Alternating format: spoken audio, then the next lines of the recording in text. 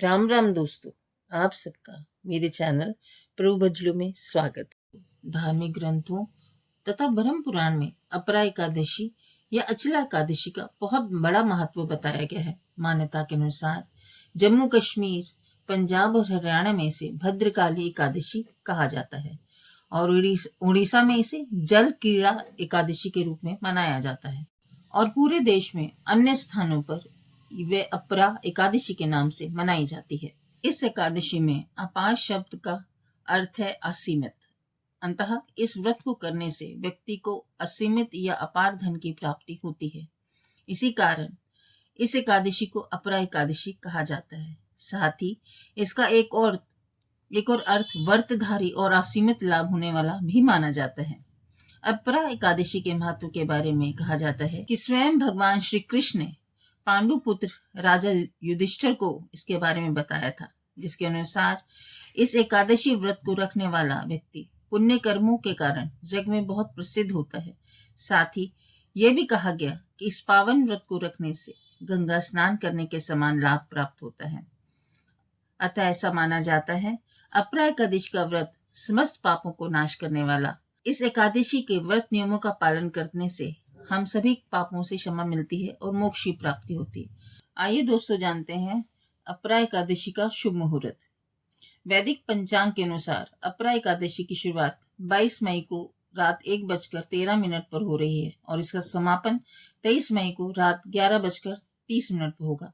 ऐसे में उदया तिथि के नियम के अनुसार अपरा एकादशी का व्रत 23 मई 2025 यानी शुक्रवार को रखा जाएगा।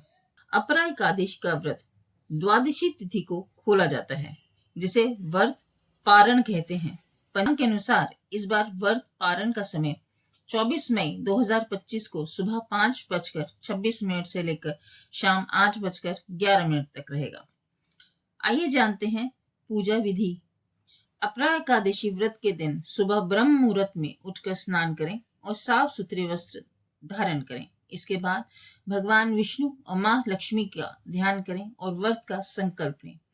पूजा स्थान को स्वच्छ करें और पीले कपड़े बिछाकर भगवान की मूर्ति या तस्वीर स्थापित करें। फिर जल, फूल, चंदन, धूप, दीप से भगवान का पूजन करें। उन्हें पीले फूल, तुलसी और मिठाई का भोग लगाएं। अपरा एकादशी व्रत का कथा का पाठ करें और अंत में आरती कर प्रसाद बांटें।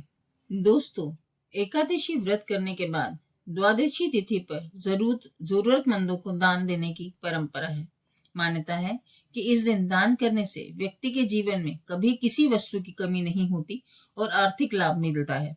इस दिन मंदिर में जाकर या ब्राह्मणों को या किसी जरूरतमंद को अन्न, वस्त्र, घी, मिठाई आदि का दान करें, जो अत्यंत शुभ फलदायी होता है। अब जानते हैं कथा। शास्त्रों के अनुसार प्राचीन काल में महिध्वज नाम के एक बड़े परमात्मा राजा थे।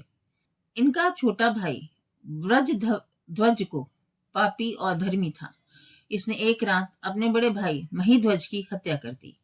इसके बाद महिध्वज के मृत शरीर को जंगल में ले जाकर पीपल के वृक्ष के नीचे गाड़ दिया। अकाल मृत्यु होने के कारण धर्मात्मा राजा को प्रेत योनि में जाना पड़ा। राजा प्रेत के रूप में पीपल के पेड़ पर रहने लगा और उस रास्ते से आने वाले लोगों को परेशान करने लगा। एक दिन सौभाग्यवश उस रास्ते से धौम्य नामक ऋषि गुजरे।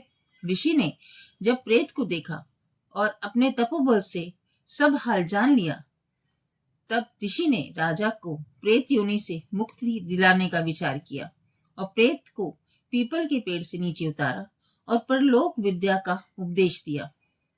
संयोग से उस समय जेठ मास की एकादशी तिथि भी थी। ऋषि ने अपरा एकादशी का व्रत किया और एकादशी के पुण्य को राजा को अर्पित कर दिया। इस पुण्य के प्रभाव से राजा प्रेत योनि से मुक्त हो गया और दिव्य देह धारण कर स्वर्ग चला गया।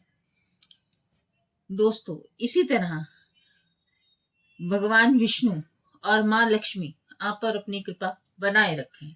जय श्री राम।